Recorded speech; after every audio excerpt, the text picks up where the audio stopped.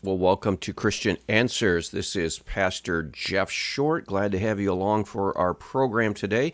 Today we're going to be talking about abortion.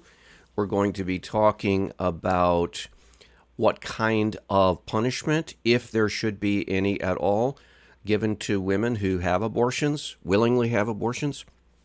And we're going to be talking about what is called the mainstream pro-life position on punishment of women versus the abolitionist perspective, which is another pro-life perspective, which means that, yes, we do prosecute women for the crime of abortion, just as we would any other crime in society, and we don't make any exceptions just because women who go in for abortion are under stress or financial need or pressure from boyfriends or family or any other mitigating circumstances. We don't make any exceptions.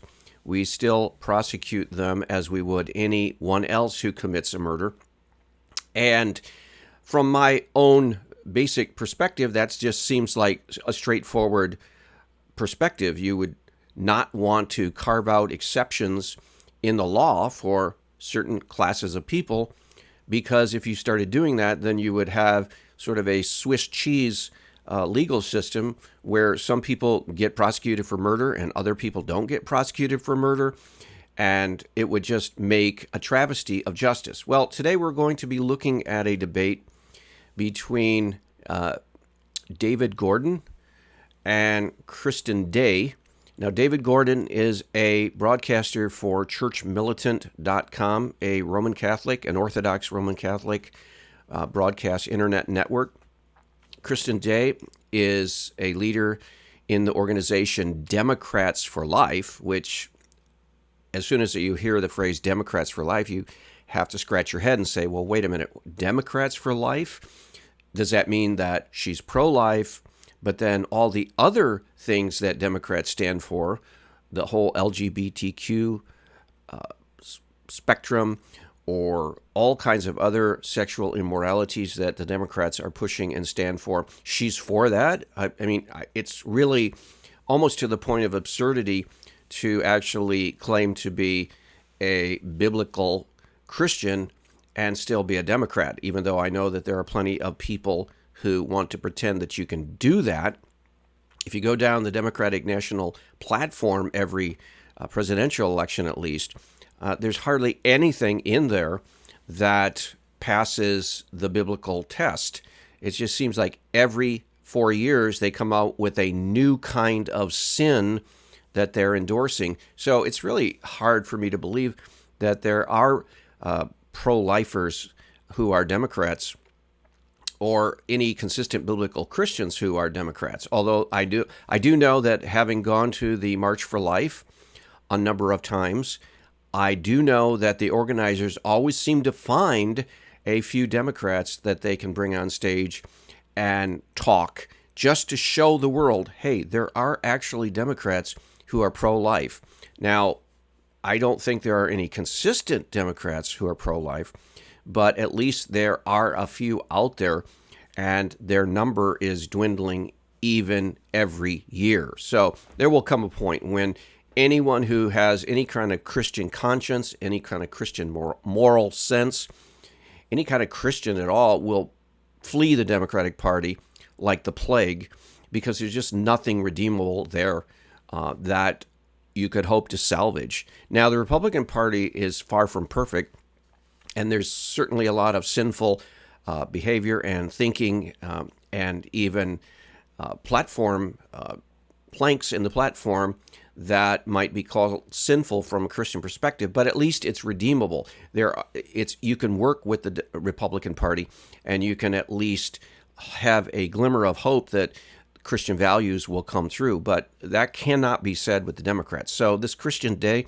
who is a pro-life Democrat, she's already coming into this debate, and I'm looking at her and saying, okay, let's hear what you have to say. Maybe you can pull a rabbit out of the hat and somehow show that even though you're a Christian, or even though you're for the baby in the womb and against abortion, you can still be a Democrat. But let's just see what this debate starts out like. I'm not going to give David Gordon's commentary, but I want to hear what Kristen Day has to say in response to why don't we charge women with the crime of abortion just as we do any other violent crime in society. So let's roll the clip and see what she says. I agree with you that abortion is murder and we have to do everything we can to end it, but by throwing women in jail is not going to end it. I mean, again, I would dissent from that statement.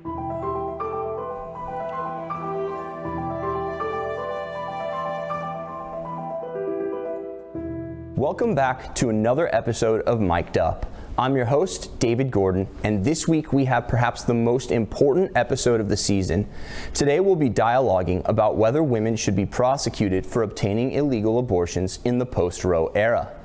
The clear answer for Christians, I submit, is yes, of course, but that position has been relegated to minority status by Pro-Life Inc. I think anyone who actually just thinks about this for a few seconds from a biblical Christian perspective. Now, David Gordon is coming from a Roman Catholic, traditional Roman Catholic Orthodox perspective.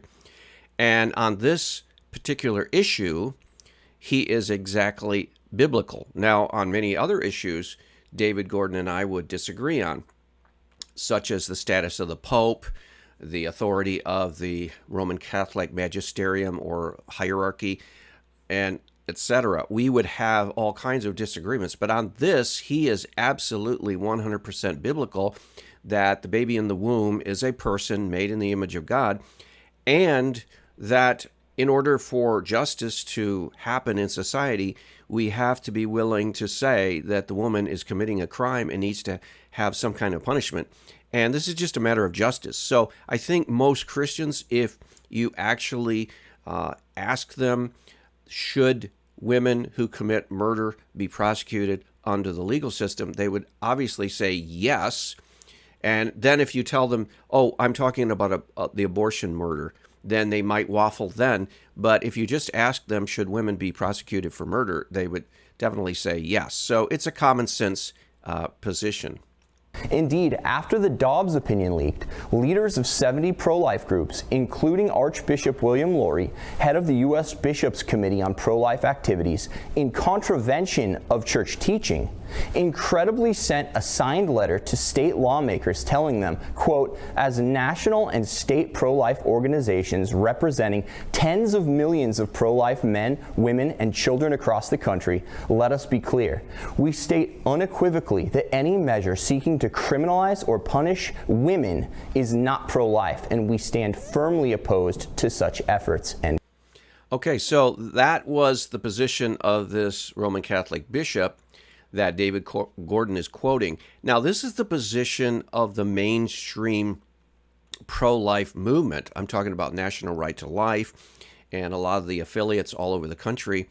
And this is actually the position of evangelical Protestant pro-life groups also, unbelievably. So there are very, very few evangelical Bible-believing Christian groups that want to bring about justice in society by prosecuting the women who commit abortions. And that is very inconsistent. So I want to hear what the argument would be against prosecuting women who commit murder through abortion, because the argument for it is pretty straightforward. A woman takes the life of an innocent child willingly, and that is called murder. So why would you not prosecute something such as murder? Well, this whole pro-life movement, for the most part, the mainstream pro-life movement and evangelical Christians following, seemingly buy into that argument that, well, we don't want to prosecute women. The question is why? Why not? So let's hear what this debate unfolds. Quote, nevertheless, my position, which I believe is the reasonable one, is that life begins at conception. Deliberately destroying human life is murder. Therefore, abortion is murder, and murderers should be prosecuted for their crime, which cries to heaven for vengeance. And right now, we need moral clarity more than ever. Several states are presently grappling with how to roll out their post-Roe abortion policy, to what extent they will punish abortions, and whom they will in fact punish. So it's no time to allow for lukewarm big life to claim the mantle of our pro-life movement. But many disagree, viewing women as victims of abortion, not as perpetrators. Our guest This is the most common line of reasoning for justifying that women should not be prosecuted for the murder of abortion. And you can see this, for example, Abby Johnson in the pro-life movement, much of the March for Life speaking circuit in Washington, D.C. that meets every January. I've been there many times. Most of the people there advocate for not prosecuting women. And so this is a widespread view that even though everyone acknowledges that abortion is murder, and everyone acknowledges that the woman who goes for an abortion actually is a murderer in the sense that she has consented to end the life of that child, the innocent child, everybody agrees that. But then they don't want to follow the logic of the argument and say, well, then she should be punished in some way for her crimes. They want to say, well, no, we don't want to punish women. Well, the question is, I think David Gordon raises it here in a second, why shouldn't we punish women for committing the crime of abortion?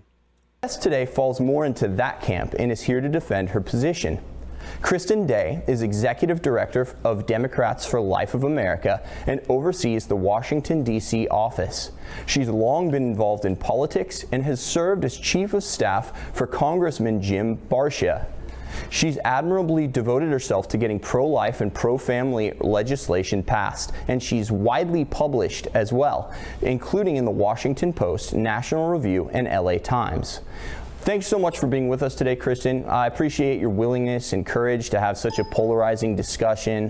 So many people are opting to shy away from this, so we really do appreciate you coming on. How are you doing? I'm fine, thank you. I think this is a very important discussion to have, so I'm very happy to be here to discuss it. No, absolutely. Because I remember even in like the 2016 primary season, everybody was knocking Donald Trump when he was asked, should women who get illegal abortions be prosecuted? And then everybody came out when he said, yeah, they should be, which is the intuitive answer. I think it's the reasonable answer if we actually believe the force of our own argument that this is in fact murder and that human life begins at conception. Yes, I remember that time. In fact, I did a video back before 2020 election when Donald Trump was debating Hillary Clinton and they started to talk about abortion, and the reporters asked Donald Trump, should the woman be punished for her abortion? And Donald Trump basically gave a common sense answer and said, yes, they should be in some way punished because it is wrong, it's immoral, and if it's illegal, definitely they should be punished. And there was a whole firestorm set off by that remarks. Well, why should that be controversial? If you commit a crime, you should have to face a sentence. And to not face a sentence is the inconsistency, and that inconsistency is actually an injustice in and of itself. So why shouldn't women be prosecuted for the crime of abortion? Again, so I think David Gordon is going to ask Kristen Day that question. But then, even on the right, there was the circular firing squad where you had National Review and the writers there and the editors there just absolutely lampooning him for it. But what's the flaw in the argument, Kristen? Where are we going wrong with this? If there is human life at conception and somebody deliberately submits herself to hiring a hitman, as Pope Francis says, why should they not be prosecuted? If abortion is murder, why is somebody who hires a hitman to commit a murder, why would they not be prosecuted? Right. Abortion is a very complicated issue and one that we've been debating for 50 years. But when it comes to women who... Yes, it is a complicated issue, but it's not a complicated issue for Christians to say that it's wrong and that it's murder and that someone who deliberately hires a doctor to end the life of their child in the womb, that's murder. And why is that so hard? Now, the abortion debate is hard because we live in a society of a lot of pagan, sinful, secular people who refuse to acknowledge the truth that that baby is a human being, deserves full respect, and deserves the dignity of life. It's a difficult debate in our culture, but among Christians, it should not be a difficult issue. It should not be hard to come to the conclusion that, hey, this is murder, and we shouldn't promote murder, and we should punish those who do conduct a murder, whether it's abortion or first-degree murder. Seek abortion. Many of them don't want the abortion. Many are forced into it. Many are coerced into it. And they don't have the resources. They don't feel they have the resources to have the baby. So when it comes... This is a little bit of an equivocation here. She's making the claim that a lot of the women who have abortions really don't want to have the abortion. Okay, then the reply to that is, if they don't want to have the abortion, then why are they going to the doctor to have the abortion? So if you don't want to do something, why are you then taking the time and the effort and the resources to have that thing done? The fact is that women who do go to the abortion clinic do want to, at some level, have that baby removed. They do want the doctor to solve their, quote, problem. So it is not true, it is not fair to say that the women who go in for abortions really don't want to have the abortion. In one sense, they don't want to have the abortion, but they certainly want to have it enough to actually go through with it, because there are plenty of women who start going to the abortion clinic or get to the parking lot of the abortion clinic and then decide they don't want to have it. That's a woman who decides she doesn't want to have the abortion, the one that doesn't have it. The one that goes through with having the abortion ultimately has decided she does want to have it enough to actually go through with the dastardly deed. So, yeah, this argument that she's trying to make, I don't buy into that. It's a false argument. To our personal position that abortion is murder, and I agree with you, and it takes a human life. From a practical standpoint, when you're talking about laws and legislation, we have to get to a point where no woman seeks abortion. And so I don't think starting with putting women... Well, sure, we want to get the mentality in our society to the point where no woman seeks abortion. But when you're crafting laws, you have to state the truth and you have to implement justice. It's the same way with murder. We want to get to the point in society where no one wants to murder. We want to get to the point in society where no one wants to steal. We want to get to the point where no one wants to shoplift. Sure, those are great ideals. We should be working toward that. But the reality is, there is this thing called abortion, and it's a very real crime that's taking place. And what is the just and right thing to do with people who carry out this deed and who hire people to carry out this deed? There is a criminal element there that needs to be dealt with. And just by saying we want to get to the point where this doesn't happen is not enough. That just doesn't cut it. In jail is not going to help our overall agenda to end abortion. It's going. Okay, so now she's slipping into a political argument. If we put women in jail for the crime of abortion, that will not help our movement, the pro-life movement, promote our political position and get laws passed. So now she's making a very pragmatic, practical, almost psychological, sociological argument and saying, well, and I wish she would just say this, you're absolutely right. From a standpoint of justice, the woman who goes into the abortion clinic to have her baby killed, to have her baby murdered, is committing a crime. And she's committing the crime of murder because she's hiring someone to kill her baby. That is a crime. But from a policy standpoint, we shouldn't bring about that justice or redress that injustice because it would be bad politically for our movement. That's what she's actually making the argument. She's saying we should think more politics than justice here, and that's the flaw.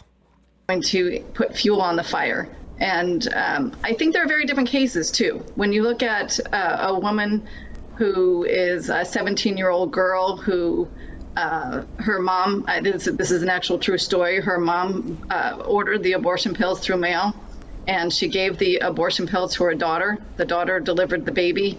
They buried the baby and burned the baby, and the mother is now being prosecuted.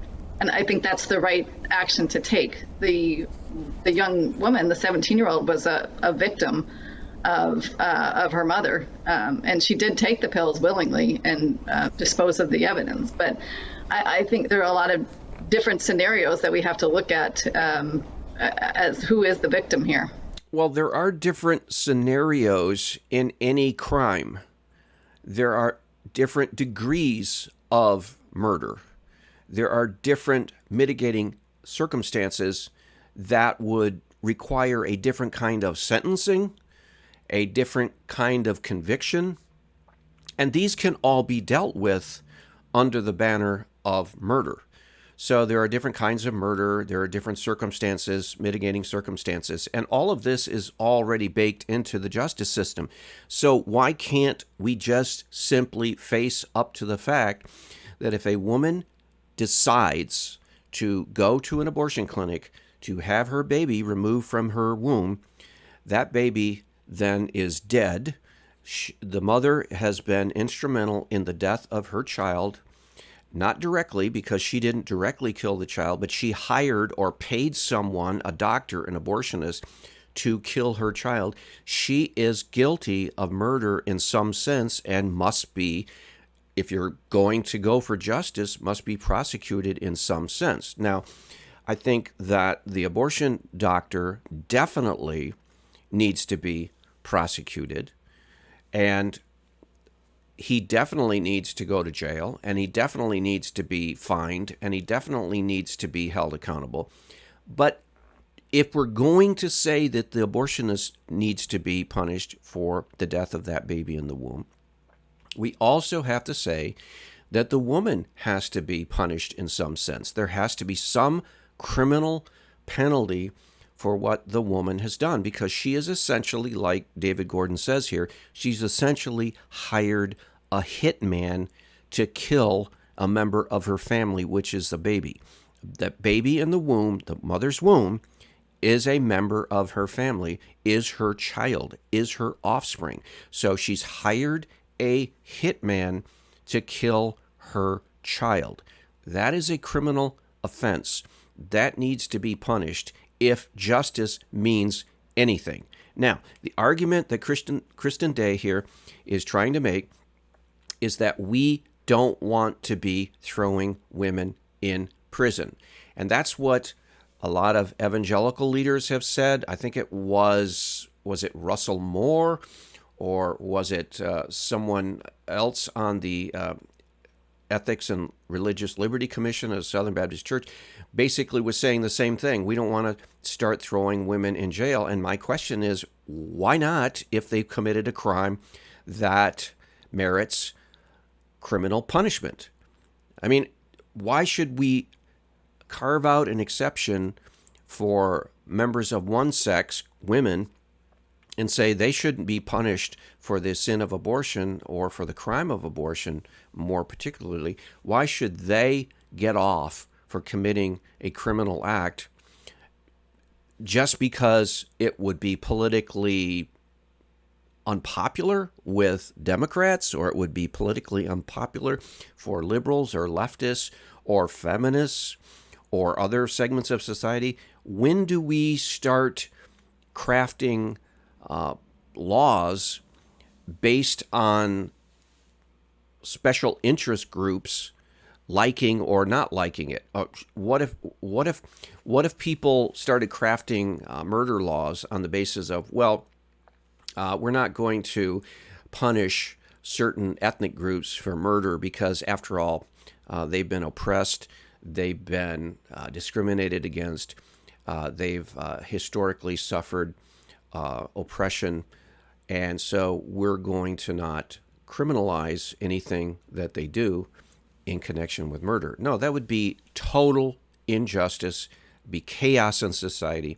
Society would break down. Well, that's the same principle that Kristen Day is trying to implement here. She's trying to say, well, yeah, it's wrong. It is murder. It is a crime, what women are doing. But we just can't throw women in prison. Well, yeah, you throw anyone who commits a crime into prison. That's what you do in a just society. So if women don't want to be thrown into prison for the crime of abortion, they don't commit the crime of abortion by paying an abortion doctor to kill their offspring. That's the consistent pro-life abolitionist movement position, and it makes total sense. So nothing here that Kristen Day has said stands up to scrutiny. It's all based on sentimentality. It's all based on sympathy that we have for the women who go to get an abortion. And who can doubt that there are all kinds of mitigating circumstances why women go in to get an abortion? And she's absolutely right. Sometimes the boyfriend pressures her. Sometimes the family, like the mother here in the story, pressured her daughter.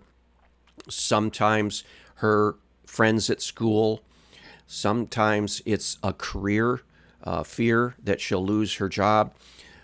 There are so many factors that go into a woman's decision to have an abortion. But the fact is, she is consenting to the murder of her child, and that is a crime. To kill an innocent person, whether in the womb or outside of the womb, is a crime. And so we cannot make an exception in the case of abortion if we really believe it's murder. Now, this is probably the real spot of contention here, because I think a lot of people who call themselves pro-life actually don't believe that abortion is murder. They think it's something less than murder, or they think it's something wrong, but it's not really murder. It is murder. I mean, there is no question about it. When you take an innocent life in the womb, especially, it's so obvious in a late-term abortion. So, but even at any point when you take that life, that is murder. And so Kristen Day's arguments against the abolitionist position totally fail. I mean, it's so obvious that you can see it. Well, we're going to pick this up in a moment, but that's all for today's program. And we will see you back next week on another edition of Christian Answers. God bless.